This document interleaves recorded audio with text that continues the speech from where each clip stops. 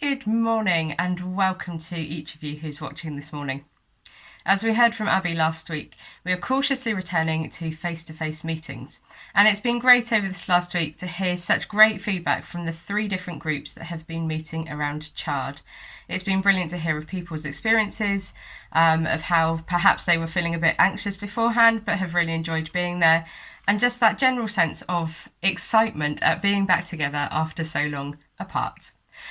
So please keep praying for those groups. Those groups are going to be running for the next few weeks. Please keep praying, especially for the leaders. As we know, with anything new, there's bound to be quite a lot of things that need to be worked out along the way. So please pray for the group leaders in each of those different locations, that they would know the best ways to be able to serve and support the groups that they're working with, and perhaps adapt different things as they go along the way. Now, obviously, we recognise too that not everybody is ready to be meeting in these groups, which is why you're here this morning. If you are in that position of not being able to meet in person, we hope that you are able to still connect with friends and family, either on a Sunday or through the week, to pray together, to encourage one another. If you would like us to set up a Zoom meeting on a Sunday straight after this, then we are able to do that. It might be a place where you can perhaps discuss what you've just heard in the sermon, to pray for one another, or just catch up together. If you're interested in that kind of thing, please get in touch with the Forefront office. We can set that up for you, but we will need somebody to host that. So maybe in your email, if you're able to do that, perhaps indicate so that we've got an idea of who could lead that session. On Sunday, the 22nd of August, so just a couple of weeks' time, we'll be having our next whole church meeting, and that will be happening at Manor Court School. So the area groups won't be meeting in their separate venues that day. We will be meeting all in the same place. And that will be followed by a barbecue down at Nigel and Jane's house. If you would like to come to that, it would be really useful to know if you're coming so that we can do enough burgers for everybody. Please drop an email to the Forefront office to let them know that you're interested. As you may have seen in a recent church email update, Lynette Core passed away recently. We are involved in organising a Thanksgiving service for her, and that will be happening this Thursday, the 12th of August at the Baptist Church. Look out for more details in this week's email, and please keep praying for Lynette's family. And finally, as I record this on Thursday morning, Martina is still pregnant. We're hoping that by the time you see this on Sunday, she and Adam and Jaden will have welcomed their new baby into their family. Please keep praying for the Lees, especially in these early days with a new baby. We'd love to be able to support them as a family. And the way that we often do this at church is by feeding people. If you are able to provide a meal for Martina, Adam and Jaden, I'm sure they would love to both see you and eat your food. If you're able to do that, please get in touch with David and Rona's life group as they are coordinating this. And now I'm going to hand over to Sarah, who's doing today's reading from Psalm 23. Our reading today is taken from Psalm 23. The Lord is my shepherd, I lack nothing. He makes me lie down in green pastures. He leads me beside quiet waters. He refreshes my soul. He guides me along the right paths for his name's sake. Even though I walk through the darkest valley, I will fear no evil, for you are with me. Your rod and your staff, they comfort me. You prepare a table before me in the presence of mine enemies. You anoint my head with oil. My cup overflows. Surely your goodness and your love will follow me all the days of my life, and I will dwell in the house of the Lord forever.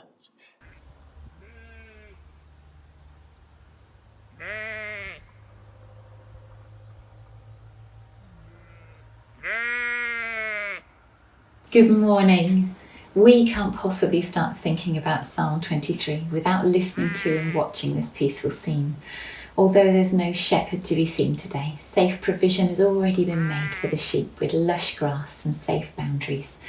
King David, of course, wrote this psalm considering his own experience as a shepherd when he was a boy. God uses each phase of our lives, doesn't he? Sometimes for quiet, for preparation, times when we might not at all see where everything is leading, but God knows. In David's day, being a shepherd would have looked quite different from today. He would have spent every moment with those sheep, lived with them as their guide, protector, provider of safe pastures.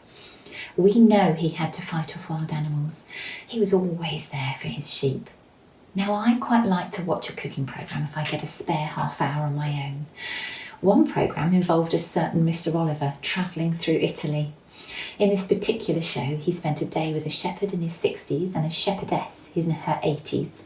They'd worked all their lives with sheep, and they explained that they didn't leave them for a moment, leading them by day, protecting them from wolves, cooking their meals on the hillside, sleeping with them. Their lives were dedicated to caring for their flocks.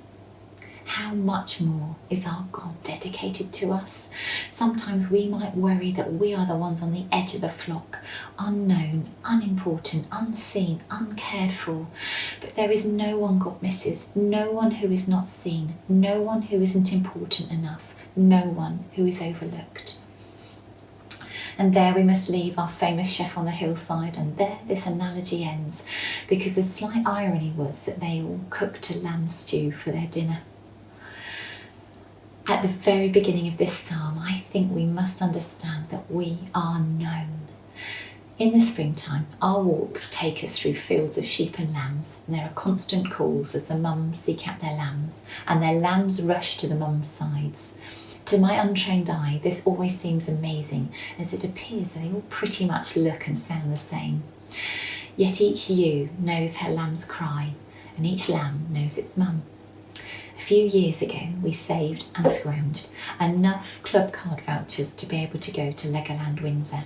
It was a long day with an early start, so I was looking forward to sitting down with my flask of coffee in the outdoor play area. Grace and Esther ran off to explore the interconnecting wooden towers and bridges, and they quickly disappeared from sight. I soon realised that it was very difficult to relax, as at any point there must have been around 20 different children all calling out the word, Mum. We know our children's voices, but I was finding it very difficult that day to pinpoint mine. Sure enough, one of those cries had been Esther's, stuck inside one of the towers. But of course, by the time I found her, she'd managed to solve the problem herself. God's ears are always attentive to our cries. Unlike me that day, he knows exactly where we are. He always sees us. In amongst the cries of all his children in the world, our cries are heard and are important. In fact, we're so well known that he knows what we need even before the words are on our lips. It's beyond our human comprehension. Yet we just need to accept that he is ready, willing and able to care for us in every way. We just need to come to him. I wonder if, like Esther, we sometimes face tricky situations that challenge us, yet God has made us resourceful and creative beings.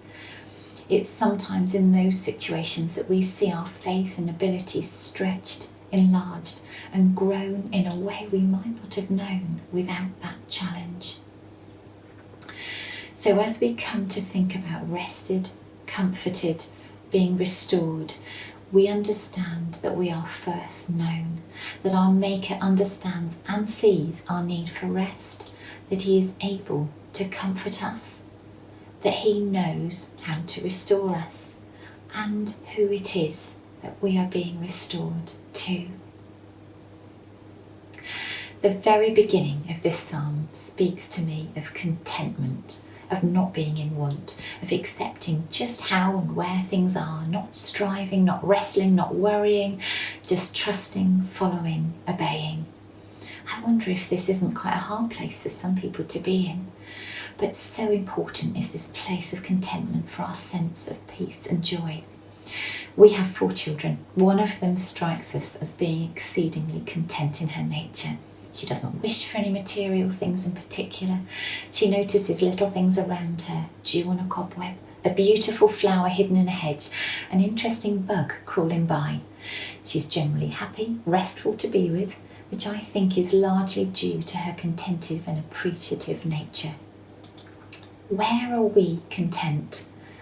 I think it can be increasingly difficult in this age to cultivate contentment. Everything bombards our senses: phones, games, music, YouTube videos. These things draw people in, always promising something more with the next click.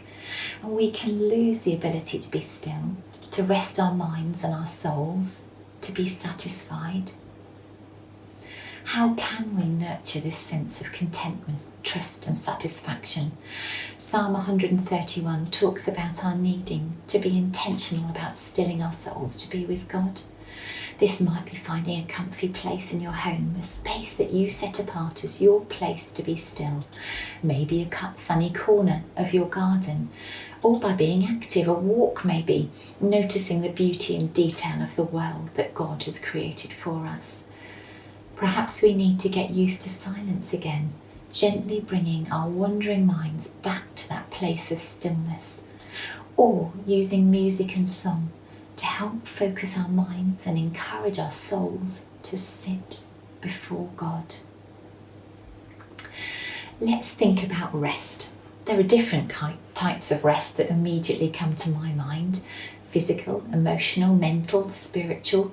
A quick look on the internet finds, of course, there are more rests, including sensory and creative rest. They are not, of course, mutually exclusive. You can be working hard on a physical job, but your mind can be resting. Conversely, you can be physically rested, yet your mental and emotional needs may be completely exhausted. When this imbalance happens, it does then invariably affect our physical health and our ability to rest. We can find our minds constantly working, thinking things over, overthinking, unable to switch off. We can become self-critical or critical of others.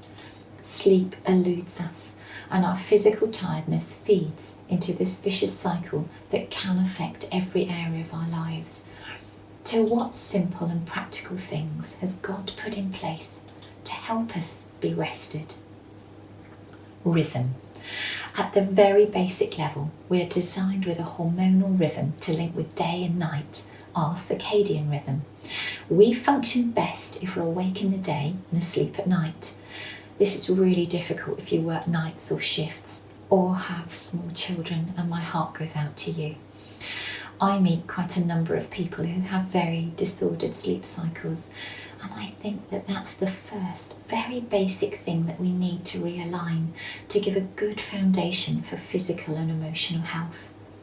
But what rhythms do we put into our day, our weeks, our months, our years? Do we make time to have meals in the day, away from our desks if we're working? I know that on working days I really struggle to do this. Is there space in your week to spend time doing something that's helpful, that brings you pleasure, helping you to relax? Do you plan in a holiday from work? We've learnt from lockdown that a holiday isn't always about going away.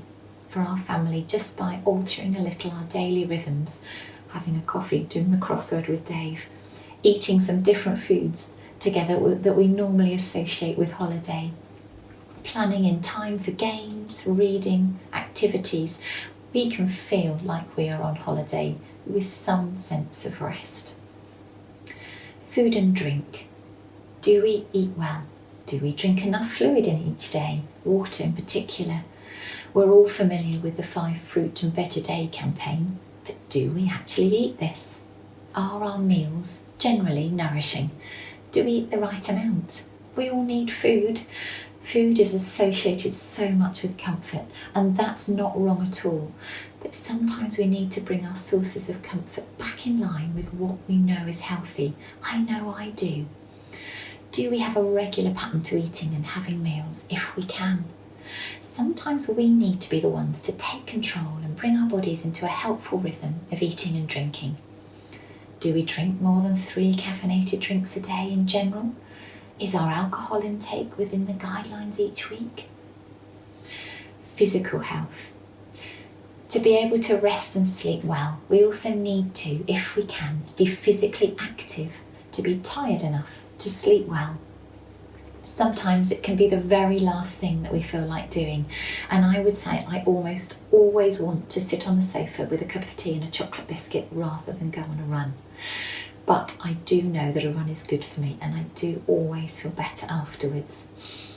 Walking, cycling, swimming, playing sports, classes, the gym, being active around the house and the garden, all of these things are so important. What is possible and what is right will vary for each one of us. Don't let's feel guilty, but let's have a think about our days and do what we can, being mindful that we might not feel like being more physically active, but it is the right thing to do if we can. Even exercises from a chair or a bed can help with strength and flexibility. Studies have shown that even as little as 10 minutes a day of chair-based exercises also have beneficial effects on the mental health too.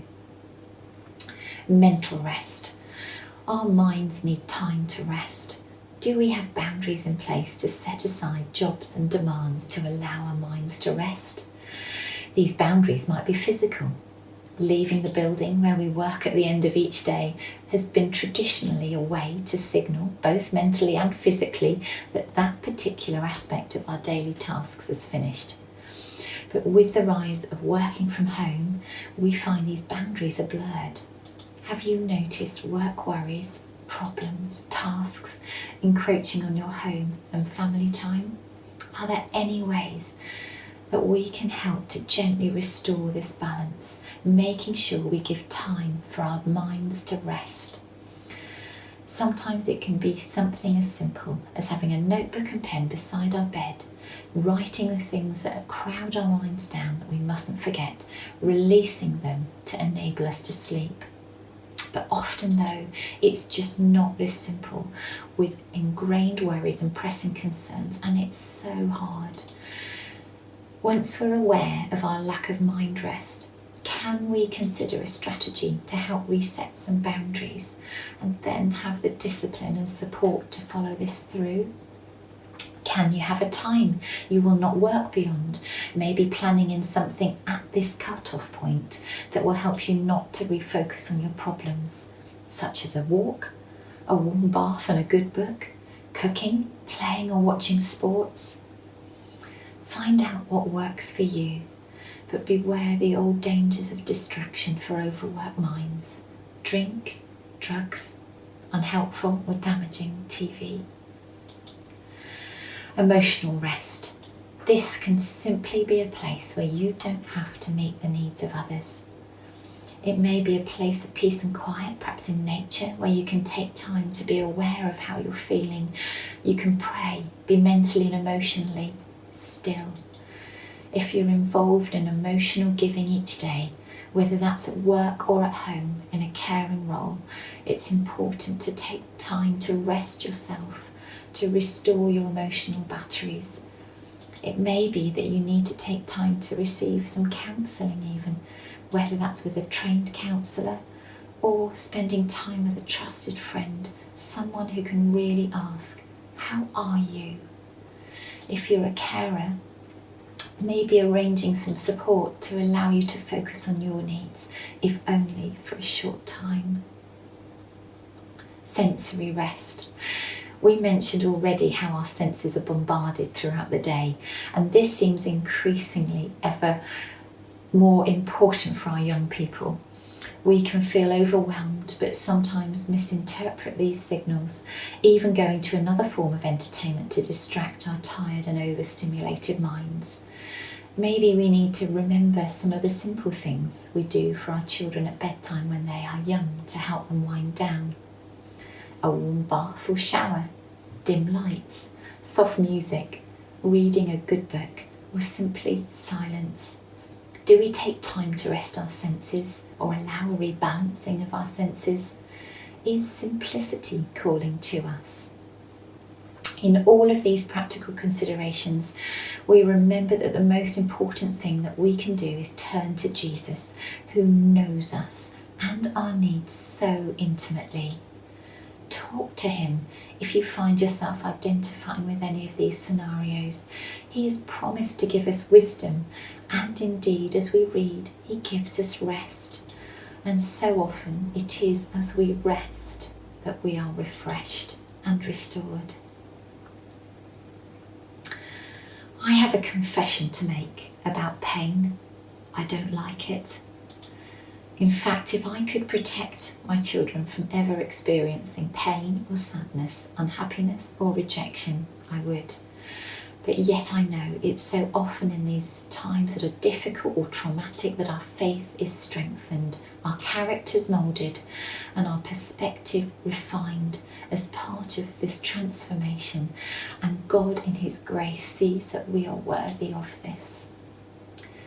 Our bodies are cleverly designed so that our bones are strengthened as we exercise. As we walk or run, we place impact stresses on our long bones, in particular our thigh bones. It's along these lines of maximal stress that our bones are the strongest. Without the stresses, our bones are less dense, less strong, and at greatest risk of breaking. Anne Voskamp writes in her book, The Broken Way, "There isn't a barrier in this world that can block out pain. There isn't a wall that you can build that protects you from pain. Addiction, escapism, materialism, anger, indifference, none of these can stop pain, and each creates a pain all of their own." Our journey through life certainly has its share of stresses and trials. Yet when these trials come, we have our shepherd to lead, guide, provide, promising never to leave us nor forsake us, promising to give us wisdom when we ask for it, promising never to test us beyond what we can bear. I don't know the extent of your pains, your trials, and I know for some they are so very considerable, whether current or in the past. I don't know why bad things happen, but I do know that God, with His Father's heart, feels the pain alongside His children. I can only imagine that He would wish no pain upon us. Yet we live in this imperfect world, sons and daughters of a choice made thousands of years ago which changed the world forever. But what doesn't change is the God that we believe in who we've learnt to trust. Our experiences, however bad, do not change Him, make Him removed or distant. So often it is us who can look in the wrong direction for solutions to our problems or balms to soothe our pain. I think about Elijah, that mighty man of God, seeing God move and demonstrate His power in incredible ways. Then almost in a matter of moments, Elijah is plunged into the depths of despair, exhausted, overcome, suicidal. God doesn't judge him. He comes to meet Elijah in his place of brokenness, tending to his physical needs to eat, drink and rest before gently revealing Himself in a whisper. Maybe we need to let God whisper His love over us again, to have those basic needs of rest and sustenance met by those around us, to strengthen us, to soothe us, so that we are able to stand once more, ready to walk with our faithful and loving God, who made all, sees all, knows all, loves all.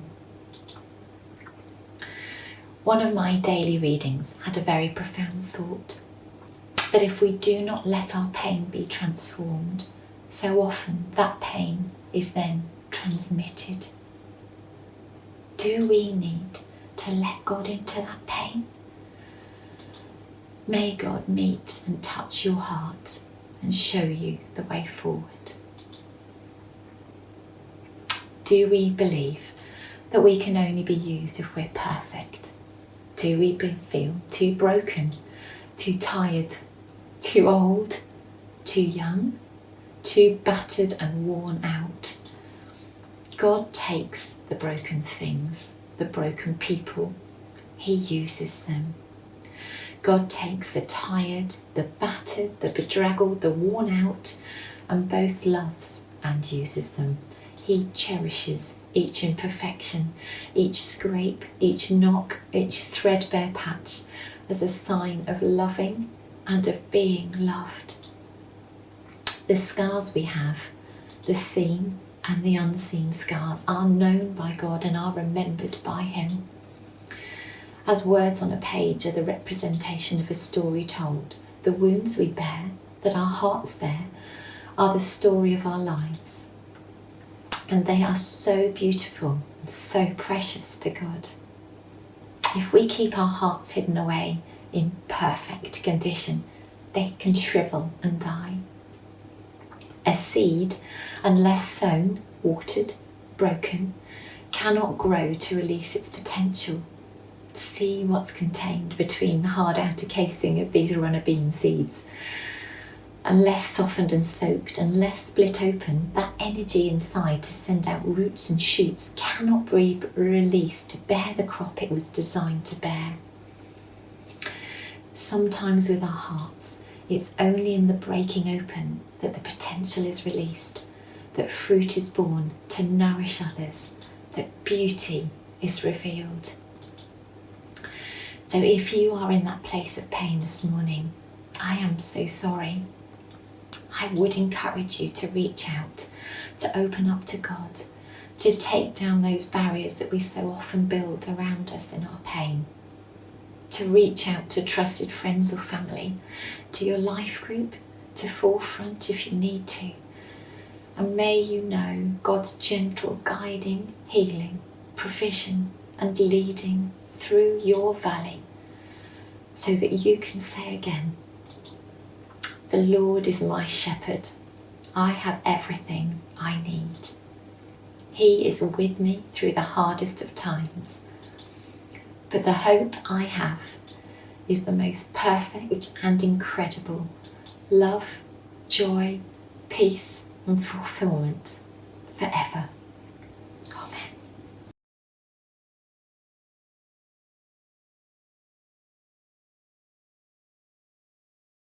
I just wanted to finish with sharing a few thoughts on well-being. I've recorded this separately, just in case you run out of time in the service, and maybe your roast dinners are burning, or maybe you dropped off to sleep in the first part of the talk, and this is a time to start afresh. It's all right, I promise this is really short. In 2008, the government commissioned a project looking at areas affecting the nation's health that called for longer term changes to promote well-being. My first thought was, where was I when this was published and how did I miss it? And then I remembered that I had a 3-year-old, a 2-year-old, and I was expecting our 3rd child. And to be honest, there's a number of years which are a complete blur. The project team were tasked with developing a public campaign similar to the success of the Eat Your 5 portions of fruit and veg a day. So they came up with 5 main areas that influence well-being. First is connect. The most striking difference in well-being was the level of social participation, with lower social connection and participation being strongly negatively linked with poor mental health. Alongside this, life goals and connectedness that link with family and friends or social activities were linked with better life satisfaction. In contrast, goals linked with work or material gains were found to be detrimental to mental health and well-being. Feeling close to and valued by others is a fundamental human need. We're encouraged to both strengthen our connections with supportive, meaningful relationships and also broaden our connections, increasing our sense of community connection and self-worth. Are we part of friendships and groups through the church? Do we have connections with our communities? Are we part of a life group? Let's consider connectiveness and do something about it. Secondly, it's be active. Not surprisingly, greater physical activity was associated with a greater sense of well-being and lower rates of depression and anxiety in all age groups. Activity is not only good for our physical health, but it also protects against cognitive decline. Even small changes, like as little as 10 minutes activity each day, can enhance well-being. This activity can also increase our connectedness, depending what we choose to be involved in. If you have a step counter, an aim of 10,000 steps a day is a good one. But set your target for what's realistic. Challenge yourself if you know you need challenging. Our youngest daughter often gets fantastic numbers of steps on her Fitbit. Sometimes we wonder how. She has worked out that brushing her Barbie's hair vigorously causes enough arm movement to count as a step. One thing I do know though is that we can't cheat God. Let's consider realistically how to be active each day in ways that are right for us. Thirdly, it's take notice. Awareness training was given to help people be more aware of their sensations, thoughts and feelings. Even just several weeks training enhanced their mental well-being for several years after. This state of mindfulness, which is being attentive to and aware of what is taking place in the present, is associated with a more positive mental state, better self-awareness and improved emotional self-regulation. When was the last time you took note of your feelings, your surroundings? The last time you wrote a list of what you're thankful for? Let's take more notice of what's God provided for us each day in so many different ways. Number 4 is keep learning. We know that learning is so important for children, but it's also important for adults too. It was shown to increase self-esteem, to encourage social interaction and connectedness again, often increasing activity levels. It's interesting to note though that the most positive changes come through a personal decision to engage and be motivated. External incentives and pressures were actually shown to decrease motivation to learn. What are you learning or relearning? A game, a craft or skill, a sport, reading, technology? Number 5 was giving.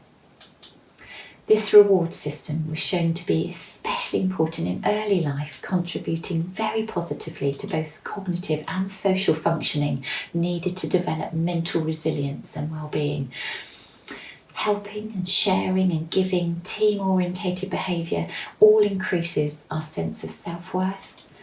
With older people, volunteering was shown to even decrease mortality rates. One study looked at doing acts of kindness once a week for 6 weeks and was found to show increased well-being. Giving back was shown to be particularly important for children and young people. How are you giving to others? I think this is where so many of our church excel. At times we will be the ones receiving, but when the time is right, how can we pay that kindness forward to someone else?